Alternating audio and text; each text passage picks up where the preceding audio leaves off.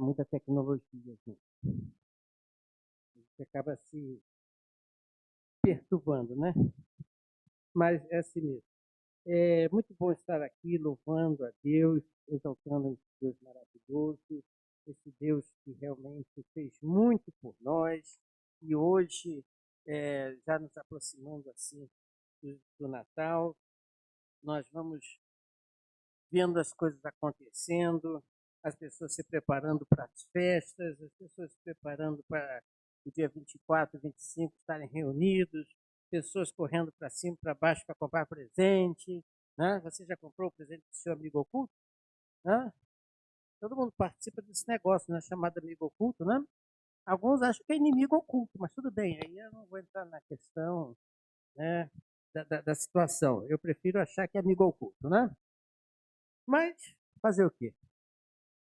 Mas como estamos nos aproximando do Natal, a gente precisa pensar em Jesus Cristo.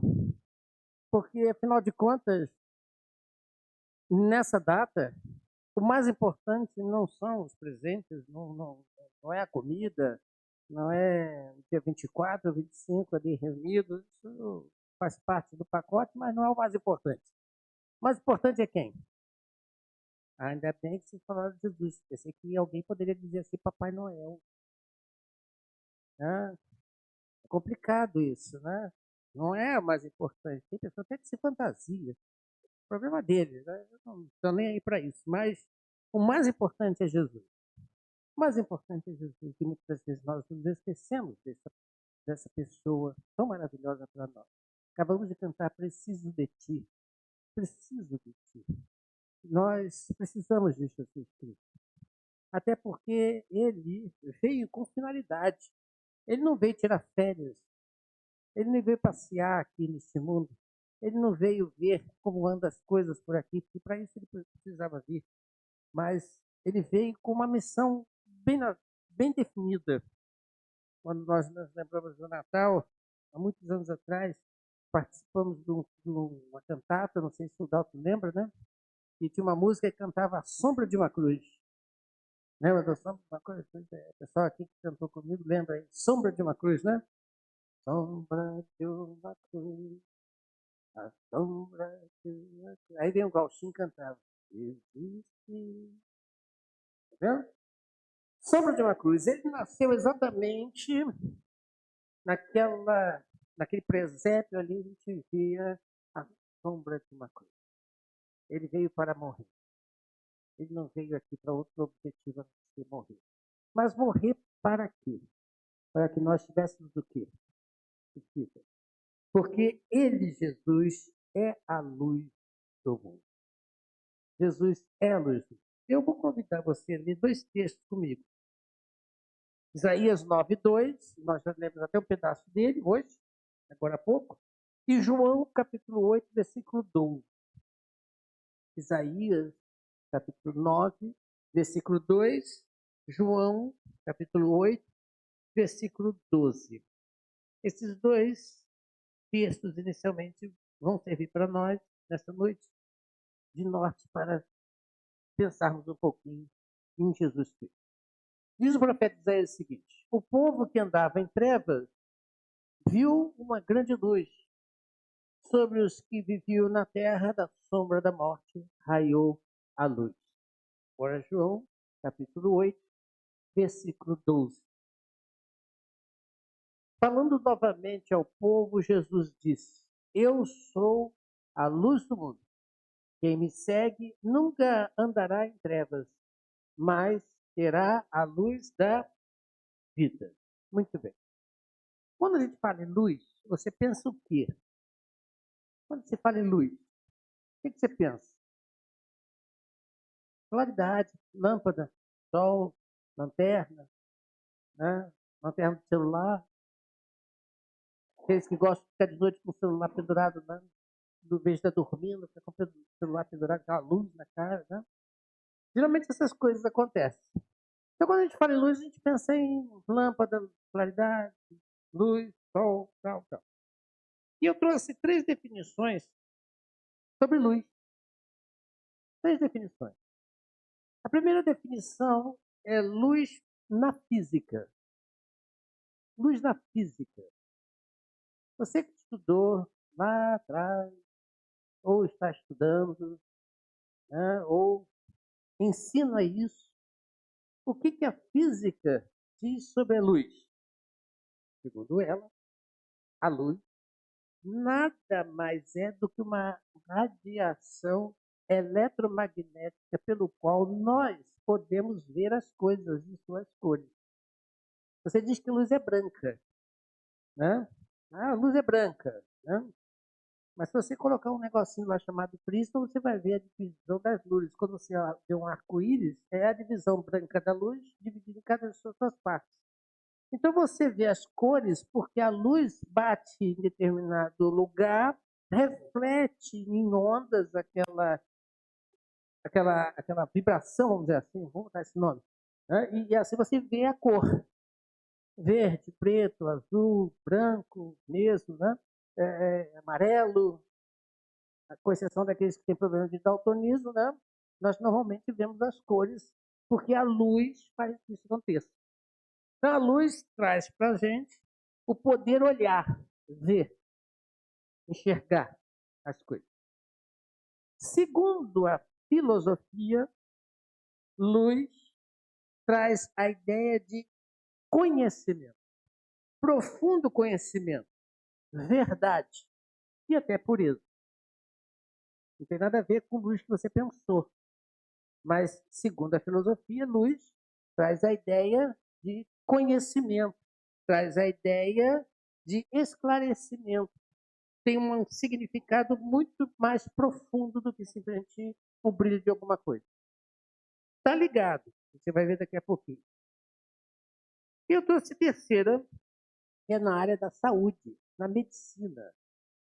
Para que serve a luz na medicina? Entre muitas coisas, a luz também serve de tratamento.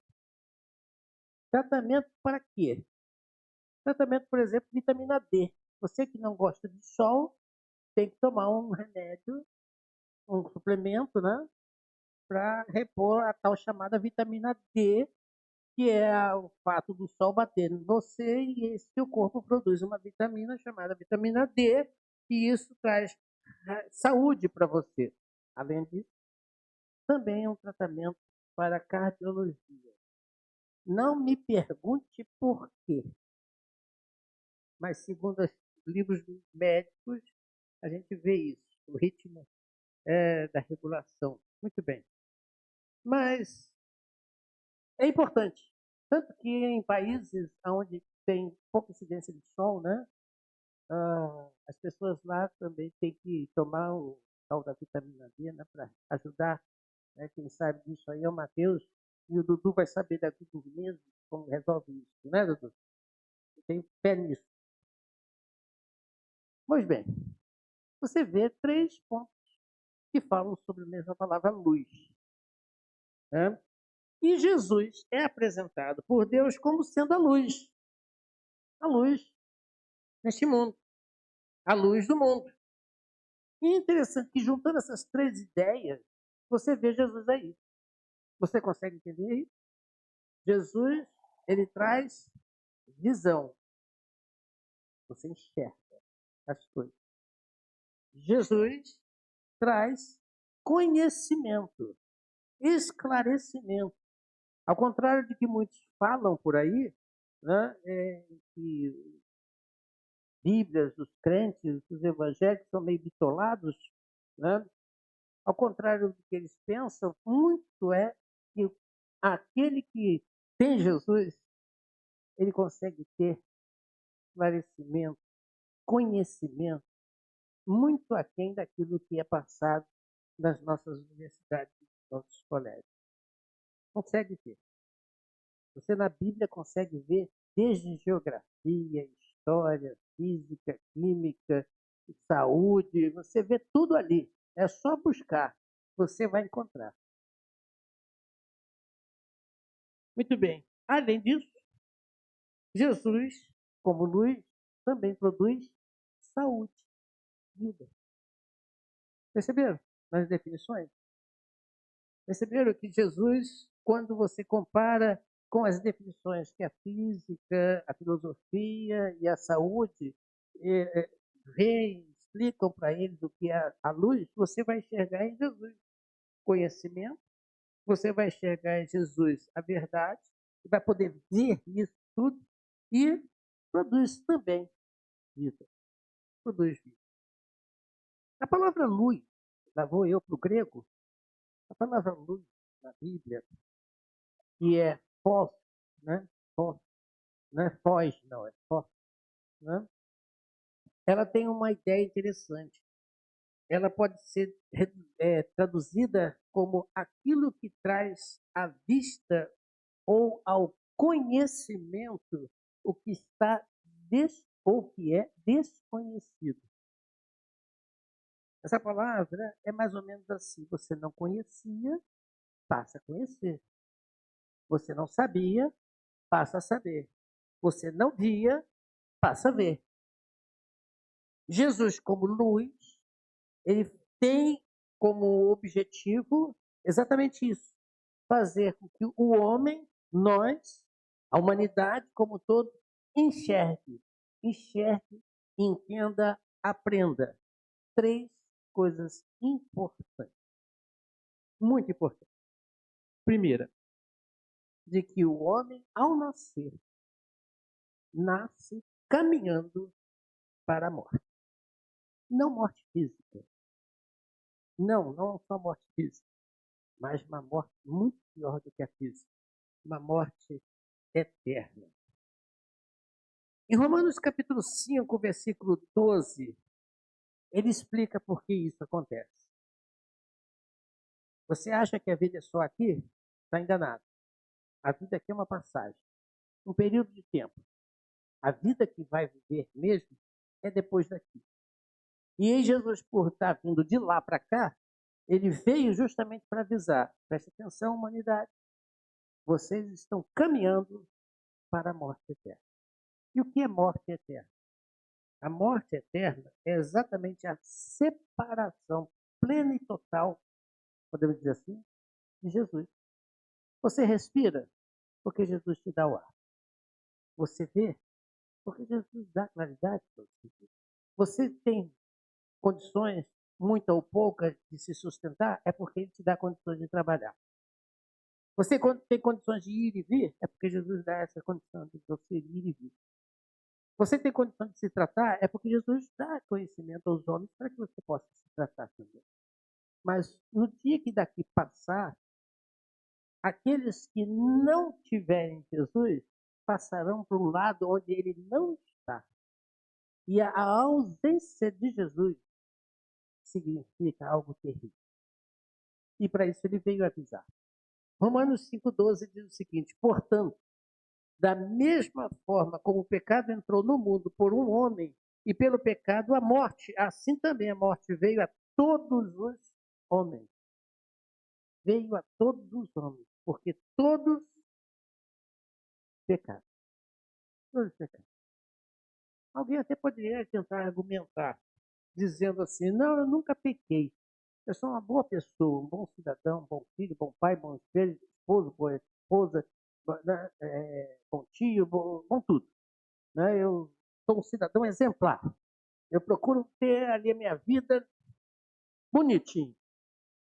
Tudo bem, não está fazendo mais do que sua obrigação.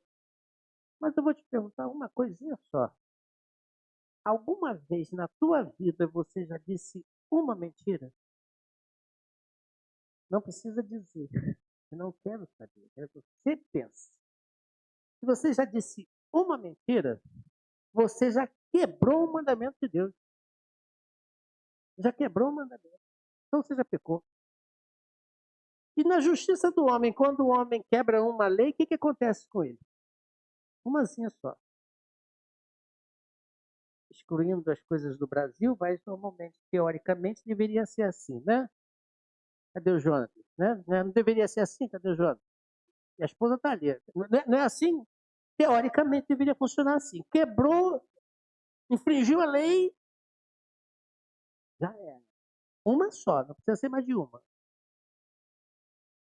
E com certeza você não fez uma só vez uma mentira. Você fez muito mais. Então você pecou. Pronto, condenado. Ah, mas é uma mentirinha pequena, não interessa. Quebra, quebra. Hã? Quebrou, quebrou. Se você quiser fazer um omelete com 30 ovos e um deles estiver estragado, você vai comer esse omelete. Vai jogar fora tudo. Ah, mas os outros 29 estavam bons. Problema. Já era. Contaminou. Não serve. É a nossa realidade. E Jesus Cristo veio justamente para isso. Em João capítulo 10, versículo 10, na segunda parte do versículo, Jesus diz assim: eu vim para que tenham vida e a tenham plenamente.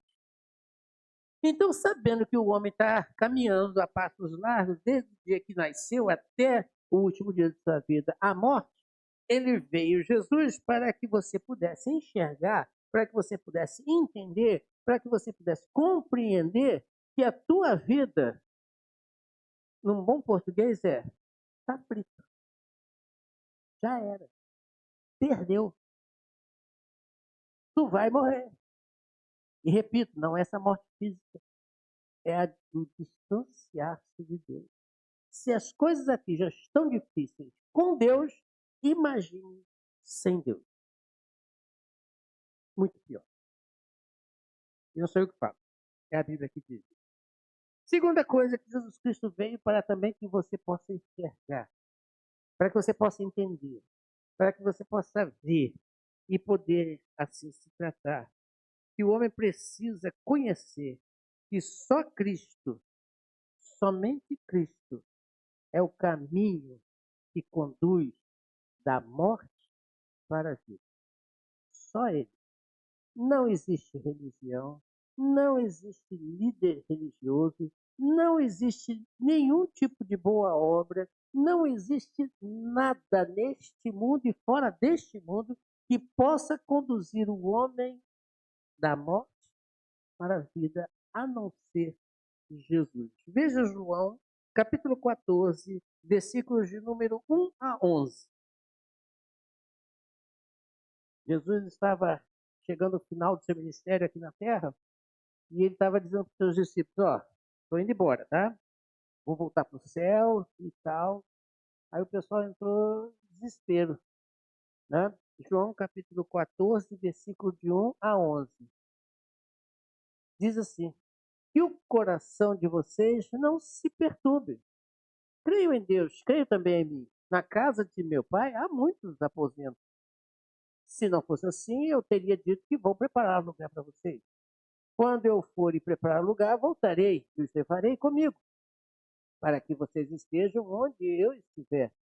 Vocês sabem o caminho para onde vou. Tomé lhe disse: Senhor, não sabemos para onde vais. Como então podemos saber o caminho? Jesus respondeu: eu sou o caminho, a verdade e a vida. Ninguém vem ao Pai senão por mim. Se vocês tivessem me conhecido, também teriam conhecido meu Pai. Desde agora, no entanto, vocês o conhecem e o têm visto. Filipe disse: Senhor, mostra-nos o Pai, e isso nos basta. Jesus respondeu: você não me conhece, Filipe, mesmo depois de eu ter estado com você durante tanto tempo? Quem vê a mim, vê o Pai. Como você pode dizer, mostre-nos o Pai? Você não crê que eu estou no Pai e que o Pai está em mim? As palavras que eu digo a vocês não são apenas minhas. Ao contrário, o Pai que permanece em mim é quem realiza a sua obra. Creiam em mim quando eu digo que estou no Pai e que o Pai está em mim. Creiam ao menos por causa das mesmas obras. Questões que não podem ser discutidas. Como diz o pessoal aí, contra fatos não existe argumento. E o fato aqui é as obras de Cristo. Quais são as obras de Cristo? O que ele fez? Isso é incontestável por toda a humanidade, por mais que queiram descrer da Bíblia. Muitas pessoas até dizem que Jesus foi um bom homem, né? Mas não conseguem dizer que ele não foi um bom homem. Muitas pessoas dizem que ele foi um homem que fez muitas boas obras, mas não conseguem dizer que ele não fez. Muitas pessoas tentam dizer que ele morreu como qualquer um, e é fato, ele morreu como qualquer um, mas não consegue dizer que ele permaneceu morto porque ele ressuscitou. E isso foi testemunhado por várias pessoas, não foi uma ou nem duas, e pessoas essas que nem seguiam a Cristo. Está na Bíblia, só ler. Só pesquisar lá que você vai ver. Quer dizer, não é pessoas que esconderam o corpo de Cristo e depois disseram ressuscitou e está tudo certo. Não. Muitas pessoas viram. Mesmo pessoas que não conheciam, não seguiam, não estavam como seus discípulos. Joséfo, um historiador do primeiro século, ele registra o fato do ressuscitar de Cristo. E José, judeu, ele não seguia Cristo. Ele não cria em Cristo como Jesus, filho de Deus, mas ele registra o fato. É tão notório o fato que o nosso calendário histórica é dividida em antes e depois de quem? De Cristo. Marcou. Está claro isso. Então, pelas obras, pelo menos, temos que ver que Cristo realmente transforma a vida e que Cristo realmente é Deus e que Cristo, somente Cristo, como ele mesmo disse, ninguém vem ao Pai senão por mim. E o Pai está onde? No céu. No céu. Lembra da oração de Jesus Cristo? Pai nosso que estás no céu. E Jesus diz, eu vou para o Pai. Estou indo, estou voltando para casa. A gente não entende muito esse negócio de Deus e Jesus serem a mesma pessoa e um ao mesmo tempo está no céu e o outro está aqui na terra. A gente não entende muito isso, não. Esse negócio aí é meio complicado. Qualquer coisa, anote no seu caderninho e pergunte a Deus lá no final, quando chegar lá, se você chegar no céu, lógico. Como é que é isso? Me explica. Vou explicar com certeza. Mas não me interessa. O que interessa é que Jesus disse, você quer vida, esclarecimento, conhecimento? Quer sair dessa sentença de morte? Creia em mim. Creia em mim. Porque eu sou o único meio para que o homem possa encontrar a vida. Sair da condição de morte. Sair da condição de total afastamento de Deus. Para que um dia possa, junto com ele, estar na glória. Para isso ele nasceu. E deu provas que ele pode fazer isso. Repito, não existe religião no mundo. E vou até ser mais ousado. Esta igreja não salva ninguém. Não salva. Igreja Batista da Água Branca? Quem quiser crer nela está lascado. Não salva. Pastor Aderilson não salva ninguém. Não consigo nem com meus filhos nem minha esposa. Eu só consigo de mim. Acabou. Eu não salvo ninguém. Religião nenhuma.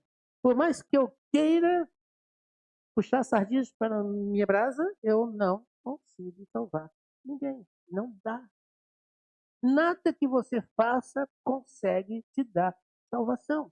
Ilusório é aquele que acha que, iludido, aliás, é aquele que acha que pode fazer com que Deus se agrade dele e venha a recebê-lo como filho de Deus. Coitado. Ele está colocando a salvação dele nas suas mãos e o que ele fizer vai ajudar Deus. É errado. Isso é uma crença antiguíssima encontrada lá no Egito Antigo. Você lembra daquela história que o camarada, quando morria, que tinha os bens, que era posto numa balança, né? Das boas obras, para botar numa balança. Isso é lá do Reino do Egito Antigo, lá que 5.000 anos atrás, bem antiguinho, né? E aí, se as obras dele pesassem mais, né? Ou menos, agora não lembro bem como é que é a função do negócio, do que uma pena, né? Ele então podia ir. Senão, estava lascado também, perdido. É coisa lá do passado, que perdura até dias de hoje. E muitas igrejas ensinam isso. Muitas seitas ensinam isso. Muitas religiões ensinam. Não. Jesus foi bem claro de dizer, ninguém vem ao Pai senão por mim. Fechou a questão. E terceira e última coisa que ele quer que nós saibamos, que ele quer que nós vejamos, quer que nós conheçamos, é que O homem só consegue ir por este caminho quando crê plenamente em Jesus Cristo. Em João capítulo 11, versículo 25 e 26, Jesus diz o seguinte, João 11, 25 e 26. Eu sou a ressurreição. Aquele que crê em mim, ainda que venha morrer, viverá. E todo aquele que viver e crer em mim, jamais morrerá eternamente. Você crê nisso? O que é crer? Eu já falei aqui, acho que a maioria aqui sabe o que eu falo quando eu digo crer. Mas tenho certeza que tem gente que não sabe quando eu falo o que quer dizer crer. Eu vou repetir para que todos saibam. Crer não é acreditar. Acreditar que Jesus veio a este mundo, morreu na cruz e ressuscitou, ótimo. É um bom caminho, mas não é. Acreditar não significa nada. Até porque você crê em um monte de coisa, eu também. Qual o resultado? Você sabe o que é crer realmente? Segundo a palavra, a ideia é entregar. Confiar ao ponto de se entregar. Eu gosto do exemplo do banco. Olha esse exemplo, né? Você chega lá para fazer um empréstimo. Quem nunca fez empréstimo, né? Com banco, com amigo, com seja lá quem for. Aí você chega lá, escuta, estou precisando aí de 50 mil reais. Você pode me emprestar? Aí o cara com alegria desse tamanho, toma aqui, meu filho, quer 60 não? É assim que funciona? Mas não é mesmo. Vamos fazer uma análise de dados. Preciso do seu contra-cheque, residência, não sei o quê, não sei o quê, não sei o quê, não sei o quê. Uma lista. Aí você dá aquela lista para o camarada, né? Interminável. Aí o camarada pega aquela lista, vamos examinar, para ver se você tem condições de pagar. Aí ele faz aquela análise bonita, né? Aí no final fala assim, olha, o teu crédito foi ou quando foi aprovado, o que você faz? O que acontece contigo? Você recebe o dinheiro. E quando foi negado, você sai dali triste, mais um e não conseguiu. Não é isso? Quando ele, instituição ou pessoa, colocou o dinheiro na tua mão, dizendo que você tem crédito, ele está crendo em você. Ele está demonstrando com uma ação de que você realmente vai cumprir com a tua palavra em pagar. Isso é que é crer. Então, quando Jesus Cristo diz, quem crê em mim, ele está dizendo o seguinte, eu tenho condições de levar você para o céu. Eu tenho condições de purificar a tua vida, tirar o teu pecado. Eu tenho condições de fazer com que você não morra. Aí, se você crê nessas afirmativas de Cristo, você entrega a sua vida nas mãos dele, porque você sabe que ele vai fazer. Se você não entrega a sua vida a Cristo, infelizmente você está dizendo o seguinte: eu não creio em ti. E para esta ação, para esta fala, não existe perdão. Não existe perdão. Porque quando você chegar lá no céu, e que todo mundo vai chegar um dia lá, na presença de Deus, ele vai olhar para você e vai dizer assim, André, você tem aqui um crédito, Jesus Cristo, pode entrar. Coisa boa, né? Que fala maravilhosa, né? Não vou usar exemplo com ninguém aqui, ao contrário não, tá? O seu Tomé, aliás, vou usar o meu, que o meu também é Tomé, né? Tomás é em inglês, é Tomé, em português, né? Vou usar o meu, o seu Tomé. Tem crédito não, meu filho. Tem não. Para longe de mim. Para longe de mim. Para o lugar de tormento eterno. Não quero ver você nem pintado de ouro. Para longe. Ah, Deus é ruim. Não, não é não. Ele simplesmente será o juiz que vai bater o martelo. Você quer? Entra. Você não quer? Posso fazer nada, eu não vou te forçar. Não. Ele respeita o homem, mas ele ama o homem. E porque ele ama, ele veio como nenenzinho, abdicando temporariamente da sua glória, da sua majestade, sofrendo as coisas aqui na terra, como neném, criança, adolescente, jovem, adulto e depois a morte. Você acha que isso foi fácil para ele? Criador de todas as coisas, cheio de poder e glória, ter que passar por aquilo tudo, ser esbofeteado, ser chicoteado, escarnecido, cuspido e outras coisas piores, e levantado no madeiro com uma cruz de espinhos, uma coroa de espinhos na cabeça. Você acha que isso aí foi para ele tranquilo? Não foi. Não foi mesmo. Ele, Deus, você faria isso? Pense um pouquinho. Você faria isso por pessoas que te odeiam? Você daria a sua vida por ele? Eu acho que não, né? Mas ele fez. Por que ele fez? Porque ele ama o homem. E ele diz: vinde a mim todos que estão cansados e oprimidos, e eu vou aliviar. Ele não vai jogar no nosso rosto a sua falha. Ele não vai jogar no rosto o seu pecado. Não, pelo contrário, ele vai perdoar. Porque ele sabe das nossas limitações. Ele sabe do que precisamos. Então, quando Jesus Cristo diz, eu sou a luz do mundo, ele está dizendo, em outras palavras, o seguinte: olha, eu estou aqui justamente para isso. Para você ver o que vai acontecer contigo se você não aceitar, não se entregar a mim como seu Salvador. Você vai estar longe de mim. Eu não quero isso. E o versículo diz claramente: Deus não quer que ninguém morra, se perca. Ele não quer. Mas ele respeita o homem. E ele veio para isso. Eu quero que você veja para onde você está indo. Eu quero que você veja o que você pode receber. Então entenda que se você continuar do jeito que está, você vai para longe de Deus. Mas se você entregar a sua vida a mim, está garantido. Não vai morrer nunca mais. Não interessa. É meu. Ele quer que você veja isso.